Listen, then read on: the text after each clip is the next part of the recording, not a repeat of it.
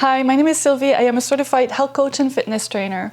And in today's video, we're going to talk about why you should try a 24-hour fast while losing weight or even after losing weight. We're going to discuss what happens during a 24-hour fast. We're going to compare a 24-hour fast with other intermittent fasting methods. And then we're going to talk about some guidelines that you can follow to successfully do your 24-hour fast. Okay, so let's get started with what happens during a 24-hour fast. There are many benefits that you will gain from doing a 24-hour fast, and they are comparable to other intermittent fasting methods. For example, weight loss, human growth hormone secretion, improved insulin sensitivity, cardiovascular health, improved brain function, and longevity. But then, since you are fasting a little bit longer than, say, the 16-8 method, there's a couple of benefits that you may not receive from intermittent fasting methods that have a shorter fasting window. For example, intestinal cell regeneration and metabolic flexibility. So with the intestinal cell regeneration, some studies show that it occurs around the 24-hour mark.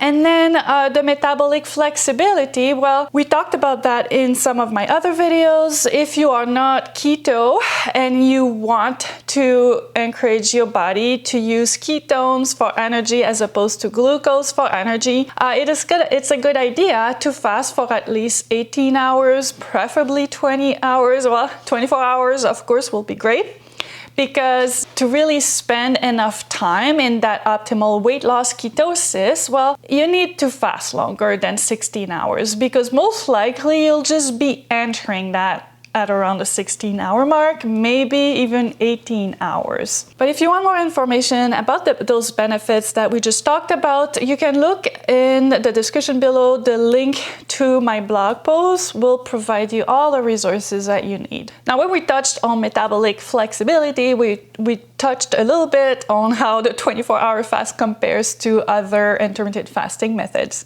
But I do want to mention a very interesting study that was done that did compare a 24-hour fast with a couple of other intermittent fasting methods, which were alternate day fasting and the 16-8 method. And the link is in my blog post.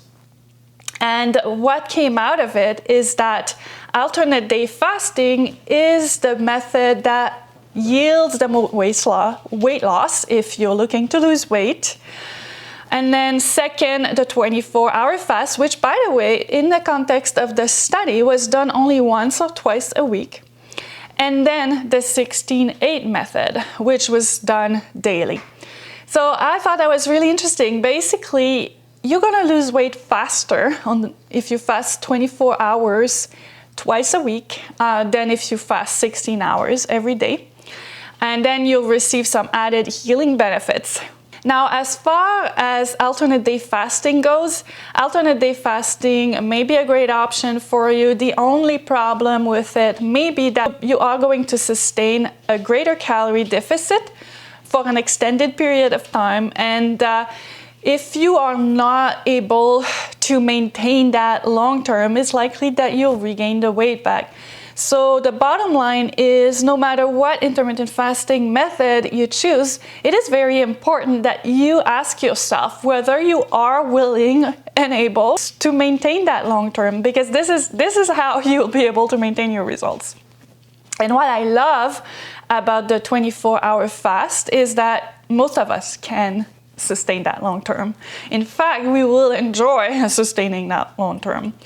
I lost 30 pounds using the Warrior Diet, which was a 20-hour fasting window, 4 days or 5 days a week.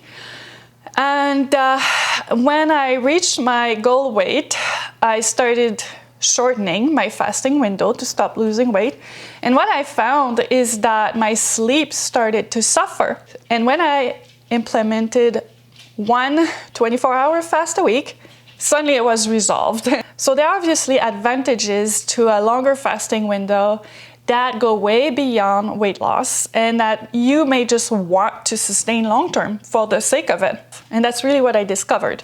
And then if you would like to learn more about your intermittent fasting options and how to use intermittent fasting to reach your weight loss goals. Don't forget to check out my intermittent fasting 101 workshop, and I'll leave a link in the description as well if you want to sign up for that. Lastly, let's talk about how to do a 24-hour fast. Well, it's pretty simple, right? Like, you don't eat for 24 hours. But I mean, you may have some questions about what breaks a fast and what kind of beverages you may drink during your fast, and also how to break your fast. So that's what we'll be looking at here.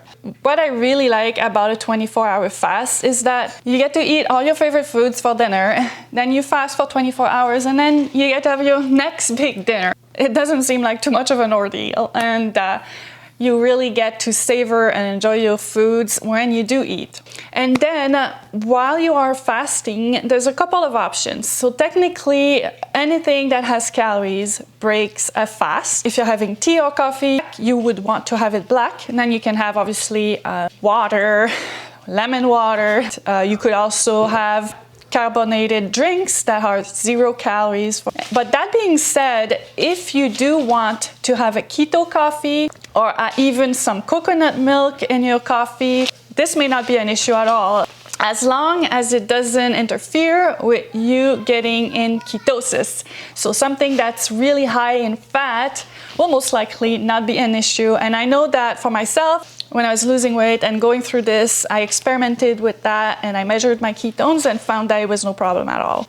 Now, as far as breaking your fast, this is a huge question that everyone is asking and everybody is worried about. And I get all kinds of questions about it.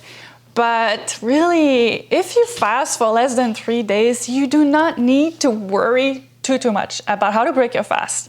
Just eat wholesome foods that don't make you feel like you ate too much. Don't overindulge. And that's pretty much it. Listening to your body is key. Trust that you can figure out what works best for you.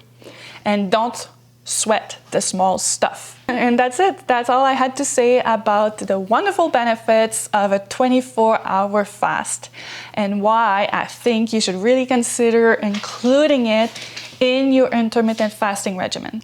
The beautiful thing about fasting for 24 hours is that it's not something you have to do every day. So your body will not get accustomed to it. You keep your body guessing that you are able to maintain that metabolic flexibility by going in and out of ketosis.